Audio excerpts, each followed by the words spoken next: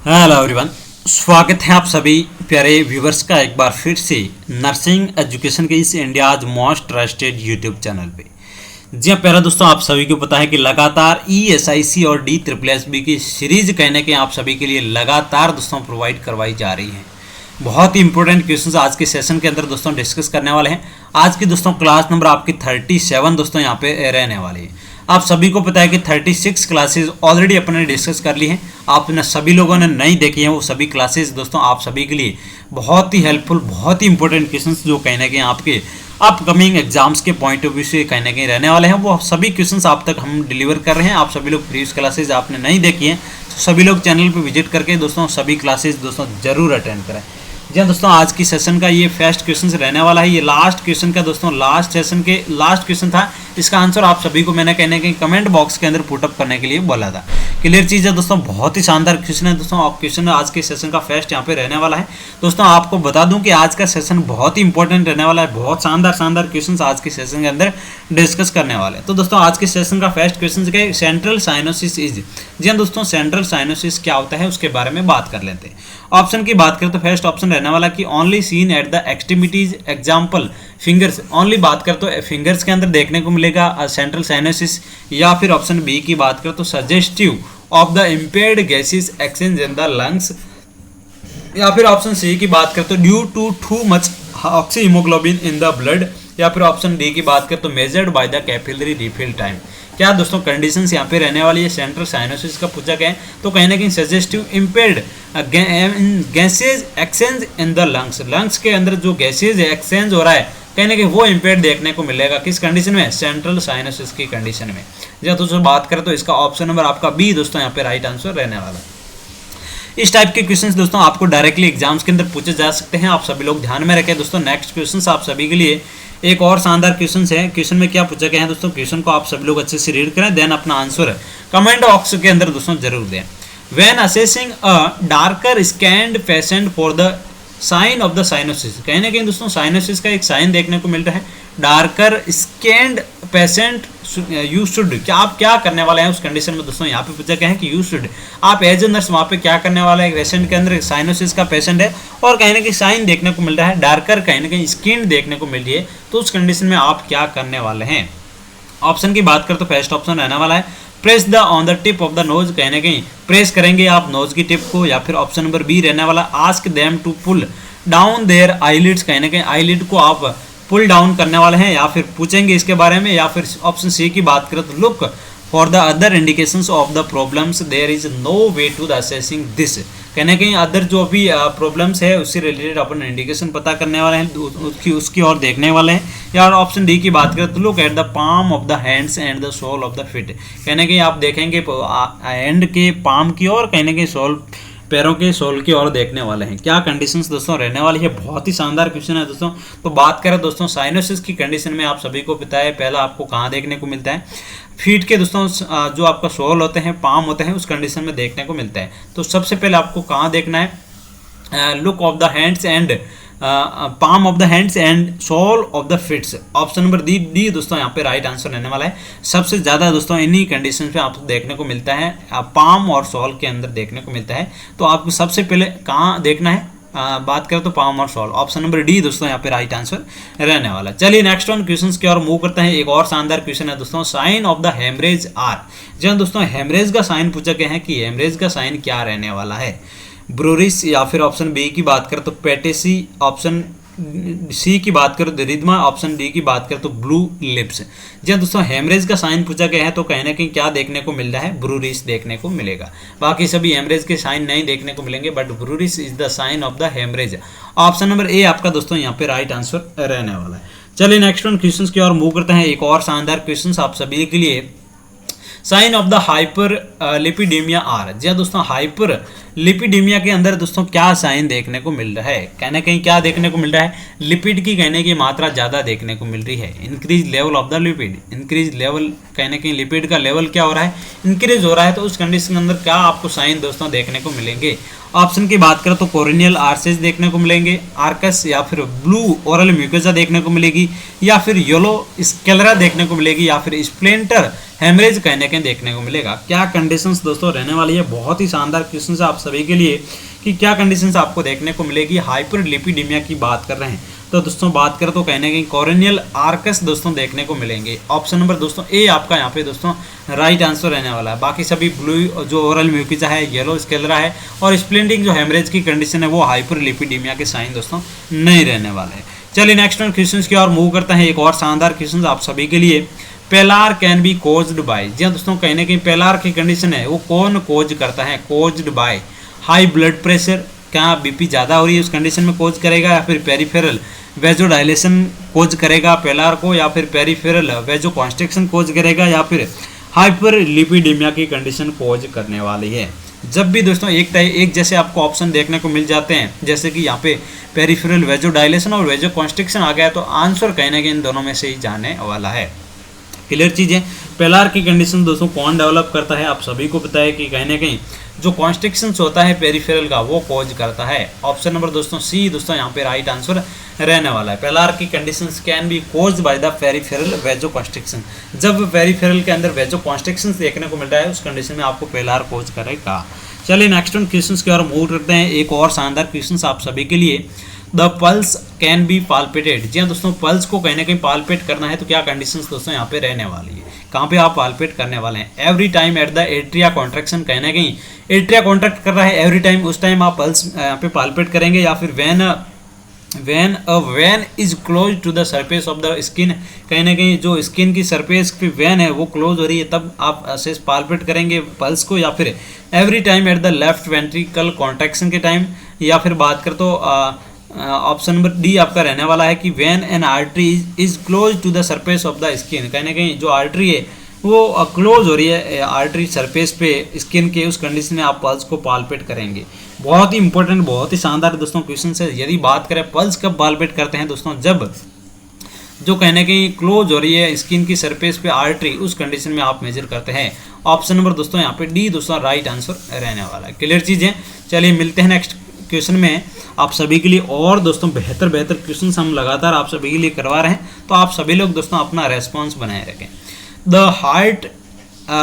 Heart has, दोस्तों heart के अंदर क्या कंडीशन आपको देखने को मिलती है, 2 वॉल्व देखने को मिलेंगे और 2 चैम्बर देखने को मिलेंगे। जी दोस्तों कहने के वॉल्व 2 नहीं रहने वाला है, चैम्बर भी कहने के आपके 2 नहीं रहने वाले हैं, 4 वॉल्व एंड 4 चैम्बर देखने को मिलेंगे।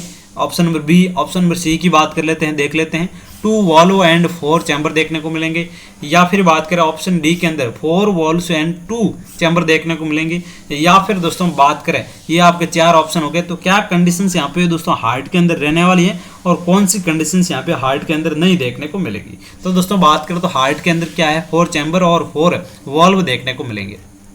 सबसे पहले बात कर लेते हैं 4 जो आपके वॉल्व रहने वाले हार्ट के अंदर वो कौन से रहने वाले हैं। जी हाँ दोस्तों बाइकस्पिड वॉल्व हो गया आपका, और एक वॉल्व कौन सा हो गया आपका, ट्राइकस्पिड, बाइकस्पिड और ट्राइकस्पिड। क्लियर चीज़ है, बाइकस्पिड और ट्राइकस्पिड। और बात करें नेक्स्ट वन जो आपका एक पल्मोनरी वाल्व हो गया आपका, पल्मोनरी, और एक आपका आउटिक वाल्व हो गया, पल्मोनरी वाल्व, और एक आपका हो गया आउटिक वाल्व,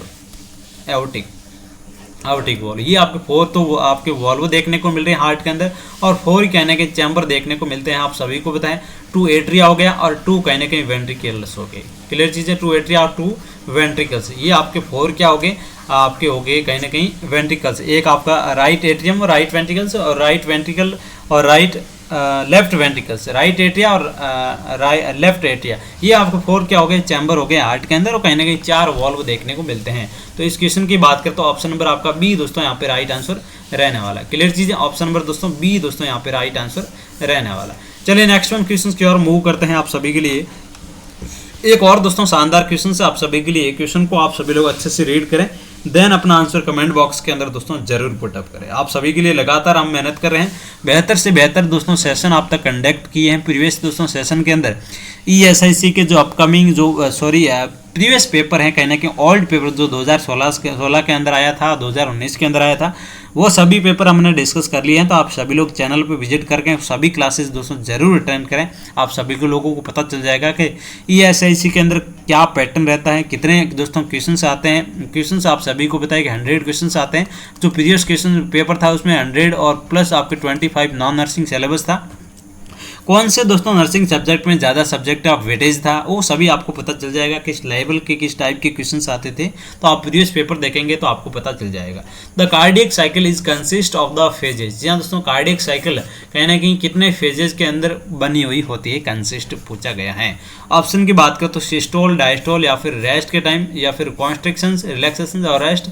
ऑप्शन सी की बात करें तो diastole and systole. Option D की बात करें तो डायस्टोल, सिस्टोल और कॉन्स्ट्रैक्शंस। क्या कंडीशंस दोस्तों रहने वाली है, कहीं ना कहीं पूछा गया है कार्डियक साइकिल। जी हाँ दोस्तों, कार्डियक साइकिल का पूछा गया है, तो क्या कंडीशंस यहाँ पे दोस्तों रहने वाली है। जी हाँ दोस्तों, आपको अलग अलग ऑप्शन दे रखे हैं, तो आप सभी को पता है कि इसमें क्या कंडीशंस यहाँ पे रहने वाली है। डायस्टोल और सिस्टोल की कंडीशंस में दोस्तों यहाँ पे फेजेज किया गया है कहीं ना कहीं हार्ट को। क्लियर चीज़ है, कार्डियक साइकिल कहीं ना कहीं डायस्टोल देखने को मिलता है, सिस्टोल देखने को मिलता है आप सभी को, तो कहीं ना कहीं बात करें तो ऑप्शन नंबर सी यहाँ पे राइट आंसर रहने वाला है। चलिए नेक्स्ट वन क्वेश्चन की ओर मूव करते हैं। एक और शानदार क्वेश्चन आप सभी के लिए। Between contractions of the left ventricles the blood continue to the flow through the vessels because. जी हाँ दोस्तों, कहने की बहुत शानदार क्वेश्चन है, आपको पूछा गया है between contraction of the left ventricles of the continue to the flow through the vessels, कहीं ना कहीं फ्लो हो रहा है, उस कंडीशन में क्या आपको देखने को मिलेगा। लेफ्ट वेंट्रिकल्स के बीच में कॉन्ट्रैक्शन हो रहा है, तो क्या कंडीशन यहाँ पे रहने वाली है। The atria are contracting, the vessels are contracted, या फिर ऑप्शन सी की बात करें तो the right ventricles is relaxed, या फिर the artery have elastic recoil. क्या दोस्तों कंडीशंस रहने वाली हैं, यहाँ पे पूछा गया है बहुत ही शानदार क्वेश्चन की। बिटवीन किसके, between contraction of the left ventricles the blood continue to flow through the vessels because the arteries have the elastic recoil. कहीं ना कहीं आर्टरी रिकॉइल कर रही है इलास्टिक, उस कंडीशन में दोस्तों बात करें तो ऑप्शन नंबर आपका डी दोस्तों यहाँ पे राइट आंसर रहने वाला है। The arteries have elastic recall दोस्तों देखने को मिलेगी। चलिए नेक्स्ट वन क्वेश्चंस की ओर मूव करते हैं। What is the cardiac output. जी दोस्तों, कार्डियक आउटपुट का क्या यहाँ पे मतलब दोस्तों रहने वाला है। क्वेश्चन ऑप्शन की बात करें तो फर्स्ट ऑप्शन रहने वाला है कि stroke volume into heart rate, या फिर बात करें तो आपका systematic vascular resistance into heart rate, या फिर blood pressure into heart rate, या फिर preload into stroke volume. जी दोस्तों, कार्डियक आउटपुट का क्या दोस्तों यहाँ पे फॉर्मूला यहाँ पे रहने वाला है। आप सभी को पता है कि stroke volume into heart rate measure की जाती है कार्डियक आउटपुट निकालने के लिए। स्ट्रोक वॉल्यूम नॉर्मल कितना होता है, 70 ml होता है, आप सभी को पता है, और हार्ट रेट की बात करें तो 72 आपकी होती है पर मिनट। तो इसको आपको कैलकुलेट करना है, तो कहीं ना कहीं 5000 ml कहीं ना कहीं आपका कार्डियक आउटपुट निकल के आ जाएगा। क्लियर चीज़ है, आपको ये कैलकुलेट करना होगा। यदि बात करें नॉर्मल जो आपका स्ट्रोक वॉल्यूम होता है पर मिनट 70 ml होता है, और 72 बार कहीं ना कहीं हार्ट आपका बीट करता है, तो आपको इंटू कर देना है। तो ये आपका ऑप्शन नंबर ए यहाँ पे राइट आंसर रहने वाला है कि कार्डियक आउटपुट का क्या यहाँ पे फॉर्मूला रहने वाला है। चलिए नेक्स्ट वन क्वेश्चंस की ओर मूव करते हैं। एक और शानदार क्वेश्चन है, what 3 factors regulate the stroke volume. जी दोस्तों, कौन सा आपका यहाँ पे 3 फैक्टर्स रहने वाले हैं जो कहीं ना कहीं स्ट्रोक वॉल्यूम को कहीं ना कहीं क्या कर रहे हैं, रेगुलेट कर रहे हैं। ऑप्शन की बात करें तो फर्स्ट ऑप्शन रहने वाला है कि blood volume, preload and afterload, या फिर preload option number B, contractile या फिर आफ्टर लोड, या फिर ऑप्शन नंबर सी रहने वाला है contractility, blood volume and blood pressure. Option D की बात करें तो cardiac output, contractility and blood volume. क्या कंडीशंस दोस्तों रहने वाली, 3 फैक्टर्स पूछे गए हैं, आपको रेगुलेट कर रहे हैं कहने की स्ट्रोक वॉल्यूम को। बहुत ही दोस्तों शानदार क्वेश्चन है। तो इसका राइट आंसर की बात करें तो आपका प्री लोड और कॉन्ट्रैक्टिलिटी और कहने की आफ्टर लोड, ये 3 फैक्टर्स कहीं ना कहीं रेगुलेट करते हैं किसको, स्ट्रोक वॉल्यूम को। ऑप्शन नंबर दोस्तों बी दोस्तों यहाँ पे राइट आंसर रहने वाला है।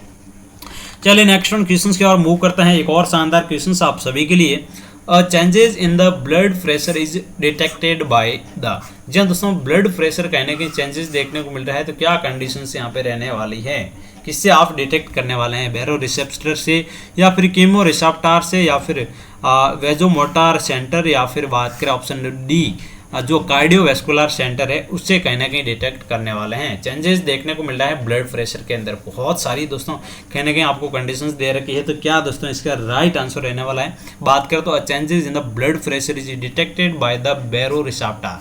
बैरो रिसेप्टर से कहीं ना कहीं डिटेक्ट किया जाता है। ऑप्शन नंबर दोस्तों ए आपका यहाँ पे राइट आंसर रहने वाला है। चलिए नेक्स्ट वन क्वेश्चन की ओर मूव करते हैं। एक और शानदार क्वेश्चन आप सभी की स्क्रीन पे, measuring the blood pressure in an arm that is above the level of the heart. जी हाँ दोस्तों, above level of the heart कहीं ना कहीं आपको पूछा गया है कि मेजर कर रहे हैं आप ब्लड प्रेशर आर्म को कहाँ रख रहे हैं, एबोव हार्ट लेवल में, तो क्या आपको कंडीशंस देखने को मिल रही है। जो आपका हैंड है ब्लड प्रेशर मेजर के टाइम हार्ट के एबोव देखने को मिल रहा है, above level of the heart, तो क्या कंडीशंस यहाँ पे रहने वाली है, क्या accurately estimated the blood pressure, जो आपके बीपी है कहीं ना कहीं एक्यूरेट आपको देखने को मिलेगी, या फिर overestimated the blood pressure कहीं ना कहीं और एस्टिमेटेड देखने को मिलेगा, या फिर कोज एंड द अस्कल्टेटरी गैप देखने को मिलेगा आपको, अस्कल्टेशन के कंडीशन, या फिर ऑप्शन डी की बात करो तो decrease systolic blood pressure and increase diastolic blood pressure देखने को मिलेगा। क्या दोस्तों कंडीशन यहाँ पे रहने वाली है, बहुत शानदार क्वेश्चन है दोस्तों। इस टाइम यदि आप हार्ट के एबो रख रहे हैं हैंड को, तो कहने कि आपको सिस्टोलिक ब्लड प्रेशर डिक्रीज देखने को मिलेगा, और जो आपका डायस्टोलिक ब्लड प्रेशर आपको क्या देखने को मिल रहा है, हाई देखने को मिलेगा, इंक्रीज देखने को मिलेगा। तो दोस्तों बात करें तो ऑप्शन नंबर दोस्तों यहाँ पे आपका डी दोस्तों यहाँ पे राइट आंसर रहने वाला है। चलिए नेक्स्ट वन क्वेश्चन की ओर मूव करते हैं। एक और शानदार क्वेश्चन आज के सेशन का।